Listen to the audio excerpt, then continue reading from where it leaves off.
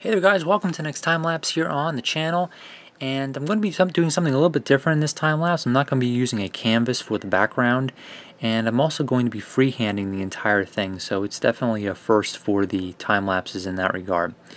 You may have seen what I'm going to be doing. I'm actually going to be making the front of a Wrigley's 5 gum pack, and it's going to be really interesting. I'm actually going to cut out the name of the gum first. The name of this flavor is Beta. It's kind of like a berry flavor, and you just see me cutting out those letters first.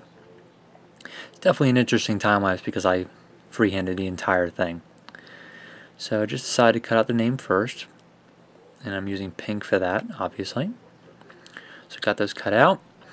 Now I'm going to stick those towards the bottom there, and I will kind of compare the two so you can see, you know, what the gum pack looks like as well as what how my painting's coming along here. So you can kind of see the top or the upper left-hand corner.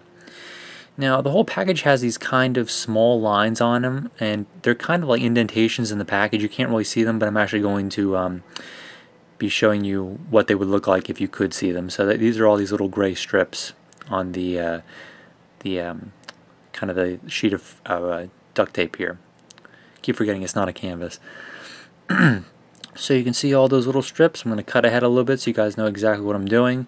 I just put a whole bunch of those on. Now, as you can see on the gum pack, I'm actually going to make the first outline of the 5, and that's with a gray.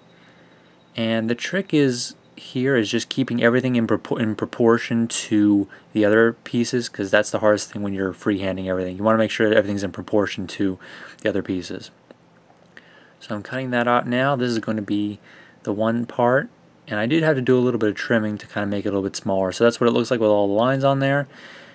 The lines are going to be cut after where this gets stuck down. So there's the left part of the 5 there.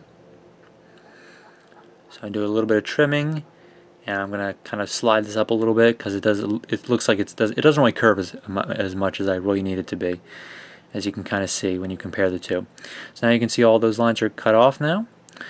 The right part of the 5 is actually a white silhouette kind of background, so this will complete the 5 here. And of course we have the little tail of the 5 up there. And the rest of this to the right here will actually be with colored with pink and purple, and I'll be showing that to you pretty soon here. So here's the kind of that swooping part for the white. And this is a little bit easier because you've already got the guideline there. You just have to kind of line it up and make sure it's totally even on both sides. So here's the bottom part. Doing this totally blindly, more or less just kind of guessing on where it's supposed to be, and did work out pretty well. As you can see, there's a few little edges kind of coming off, but I can just reapply those, make it one solid strip. So there's the 5. Now I'm going to start working on the actual pink and purple pieces on the side here. Kind of just have to piece these in. I could, you know, try to guess on the angles and cut the pieces that way, but you can pretty much just do it this way. Doesn't really make too much of a difference. It just takes a little more tape. So this is obviously the top part, which is pink, and you can see on the gum pack there's like a whole bunch of little bars, and that's what I'll be making eventually here. So we're sticking those on.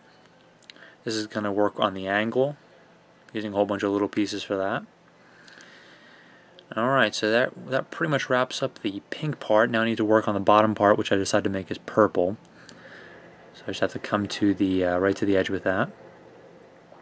So there's the purple part. And it's a little bit harder to work with this because it's not that canvas. It's not really a solid background. It kind of, you know, it gets a little warped, as you can tell with the way that the light is hitting it. So wrapping all that around, there we have the pink and purple there. And as you can tell on the gum pack, it kind of has a whole bunch of lines running through the actual, you know, gum pack, or at least that part on the side. So I'm going to split those up a little bit. And these are going to be my guidelines for when I stick on those tiny little bars in between. So there's the one on the side, there's another one. And once again, I'm doing this all totally free-handed. And there's the one for the bottom there.